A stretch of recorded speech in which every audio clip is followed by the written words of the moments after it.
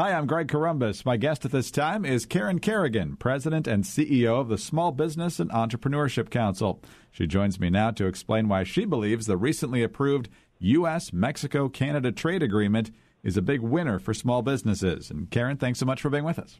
Oh, great to be with you, Greg. Thank you. Well, the important comparison here is between this deal, better known as the USMCA, and NAFTA, which came along in the early to mid-1990s.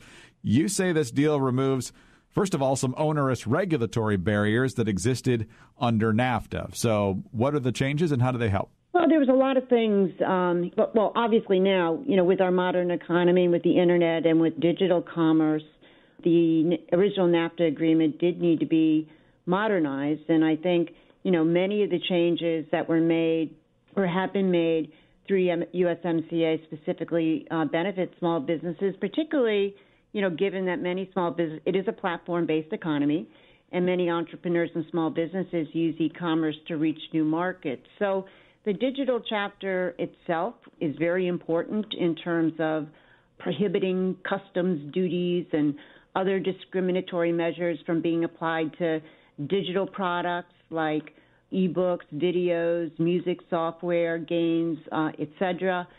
And for small retailers who are shipping into these markets, both Canada and Mexico have raised their de minimis shipment value levels when it comes to taxing or applying duties to small packages, which is really good for individual businesses and entrepreneurs who are shipping one at a time packages into these countries where they won't have to pay duties or extra taxes on these small shipments that are going into these countries.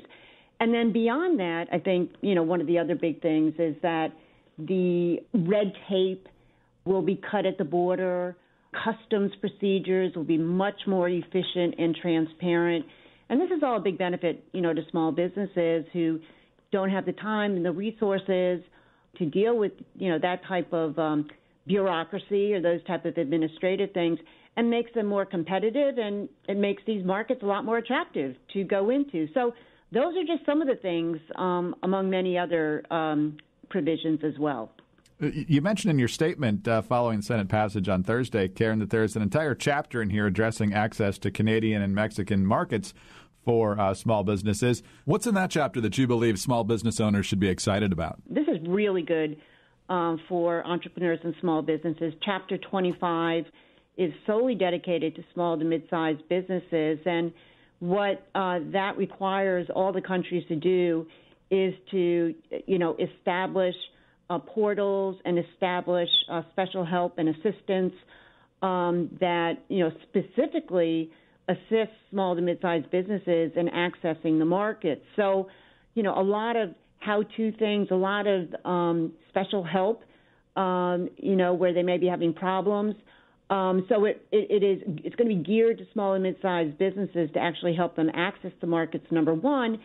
And number two, what I like is that through this chapter, small businesses and organizations like us, the SBE Council, will be given a voice, a stakeholder voice, a permanent voice, where we meet with the government officials on a regular basis to identify new or emerging barriers that may have come online or may have developed that may act as that may prevent small businesses from accessing markets. So, the world changes rather rapidly, as you know, Greg, and so new barriers, new things come up all the time, and small businesses are on the front lines of identifying that. So we're really happy that this gives small businesses, this chapter, a permanent and regular voice to identify and potentially make changes where they see potential barriers, that have developed to access the markets.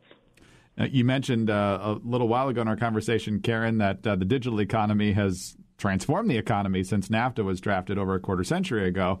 And so one of the things that gets addressed here is the issue of intellectual property. What does the USMCA do there? Well, that's huge. Intellectual property It's always been important, obviously, to entrepreneurs and small businesses, but with the tech economy, with the growing global economy, there's just greater realization and value, placed on intellectual property. So the IP protections that have put into place in Mexico and Canada are equivalent, to what we have here in the U.S. in terms of copyright protections. And again, if small businesses feel like there's been theft, if they feel like their stuff is getting ripped off, they'll have better protections and recourse for the governments to take action, and that's so critically important. Obviously, if you're a small business, I think the other big piece too, if you're a service provider in Canada, in the past you've been required to set up a foreign office, in that country to do business, and that has been entirely removed. So, businesses that provide services don't have to have a storefront or a physical presence in Canada in order to do business there. And that's just another huge cost and a huge impediment that has been removed. So that's a good thing, for certain markets, for food producers, for wine, for dairy products. More tariffs have been removed, which is a really good thing for, our agricultural sector.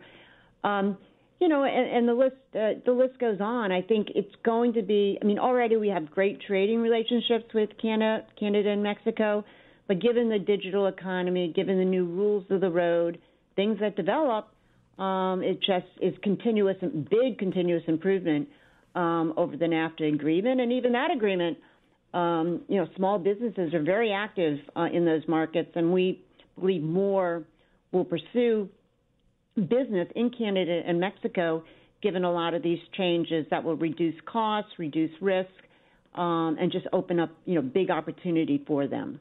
A couple more quick questions for Karen Kerrigan, President and CEO of the Small Business and Entrepreneurship Council. Karen, we've talked a lot about what you like here. Any missed opportunities in these negotiations that didn't end up in the final version of the trade agreement?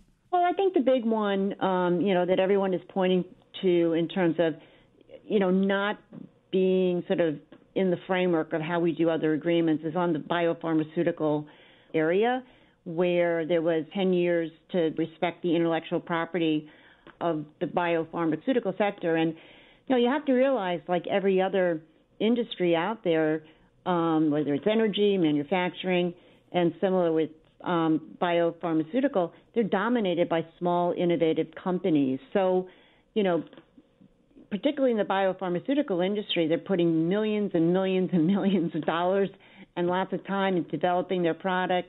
It takes them 8 to 10 years to get FDA approval. So, you want to be able to get the reward of that risk back in the marketplace. And so in that area, USMCA does fall short. And, we're hoping in other trade agreements that is such a critical industry to the U.S. economy and our competitiveness, and we want to encourage investment and innovation. And so we do need to work on that in other trade agreements. So that would be really about it. We'll see what happens as things emerge and as the trading relationship, goes on. I'm sure, in 5 years from now, there may be maybe 1 year now, there may be other changes that need to be made. But as I said, we do have that small business presence, that small business chapter that gives us the ability to advocate and push for those changes. There's obviously a lot more negotiating to do with China, but this past week we also saw the president sign Phase 1 with the Chinese. But from what you've seen in Phase 1, how optimistic are you that small business owners are going to turn out pretty well on this one, too? I think the business community in general, small, mid-sized, and large businesses, I think there's some relief, that Phase 1 has been signed and we're sort of back on the path to negotiating Phase 2.